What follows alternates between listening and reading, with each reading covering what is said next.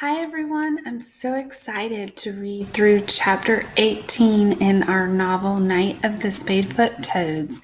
I can't wait to read the end of this story with you and find out if Ben is able to save the Spadefoot Toads. So let's read the ending and enjoy the rest of this book together. After school on Wednesday, Ben heads into the kitchen for his snack when the phone rings. He grabs the receiver before his sister can get it. "No fair," she says. "You always get there first." He holds his hand over the mouthpiece for a second. "So, life's not fair." "I hate when you say that," Agatha shouts, and she dashes out the back door and slams it behind her. Ben turns back to the phone. Someone is chuckling.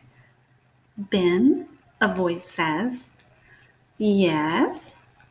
"It's Mrs. Tibbets. Is your mother there? I'd like to speak with her." Ben hesitates. Okay. "It's nothing bad, Ben. I just want to talk with her for a minute."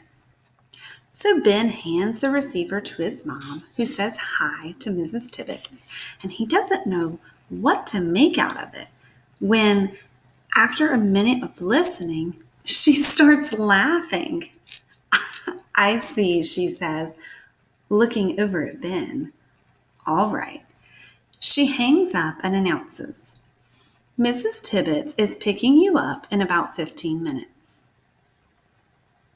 "For what?" "She'll tell you." "But Mom!" "I'm sorry. You'll just have to wait."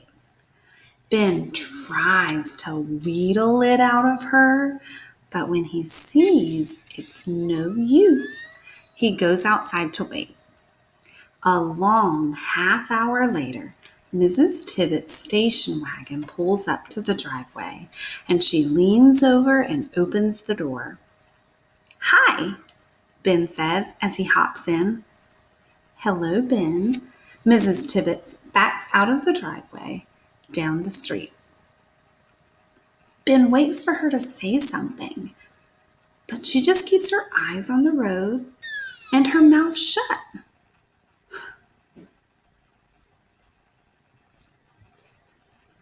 "Where are we going?" he finally asks. "To my house," she says. And when they rounded the last corner, Ben sees Tabitha Turner standing beside her car in the driveway. And someone Ben hasn't seen before is next to her. "Hello, Ben," Mrs. Turner says as he and Mrs. Tibbets get out of the car. "Hi," he says, and he looks from person to person, trying to get a sense of what this is all about. "I asked Gloria if she thought you'd like to come.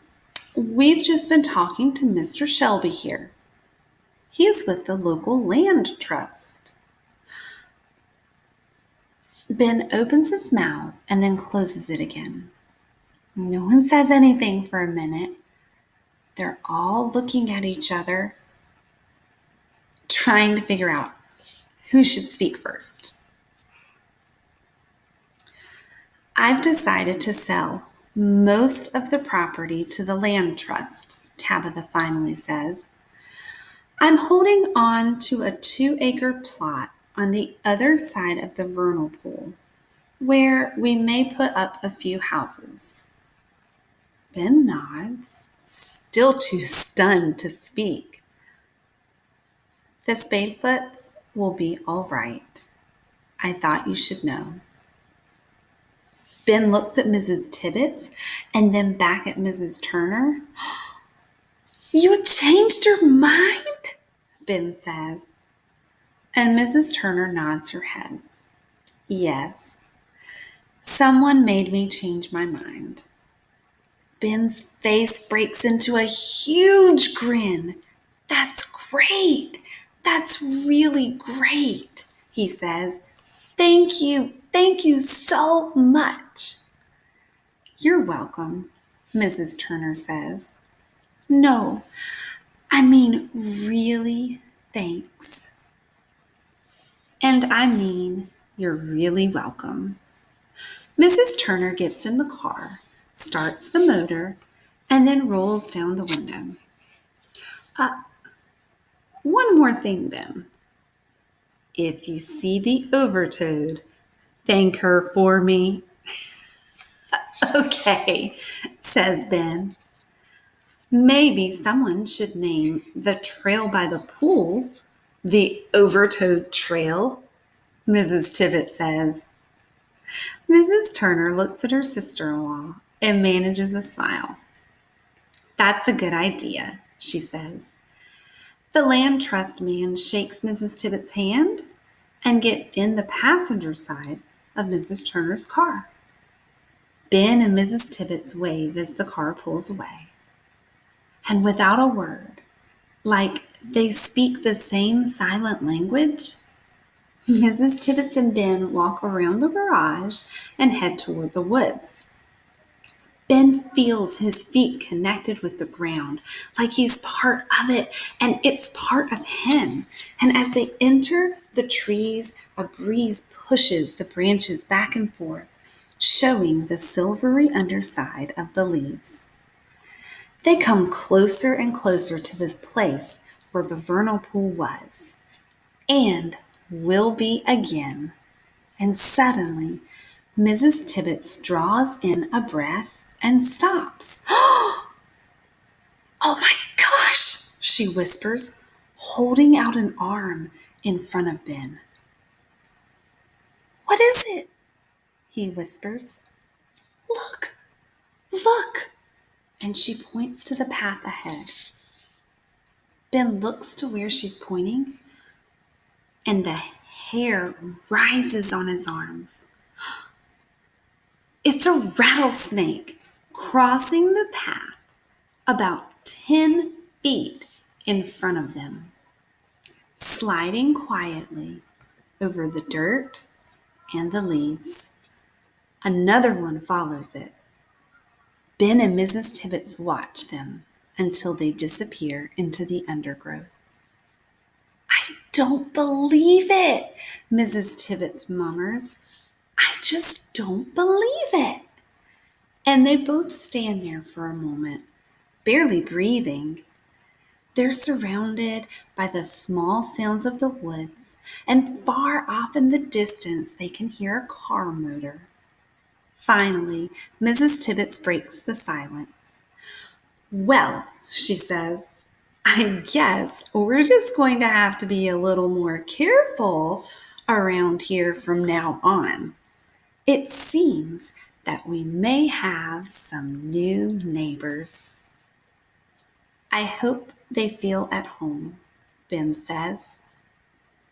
I hope you do too, Mrs. Tibbet says. I do, he says.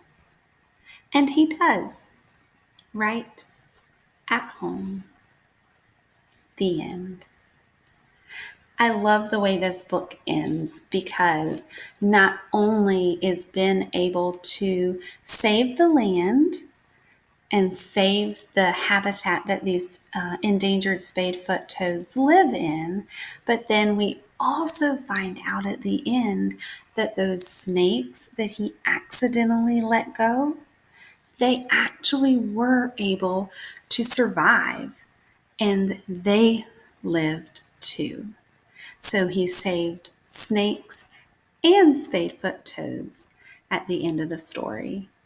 And I also really like how the character of Ben changes. In the very beginning of the story, he was just miserable, and he desperately wanted to move back to his home in Arizona in the desert. But by the end of the story, after learning a lot more about the land that was around him and learning a lot more about the animals and the habitat that he lived in now he feels at home. So this book definitely has a happy ending. I hope you enjoyed it, and I can't wait to start reading our next book together soon. Bye.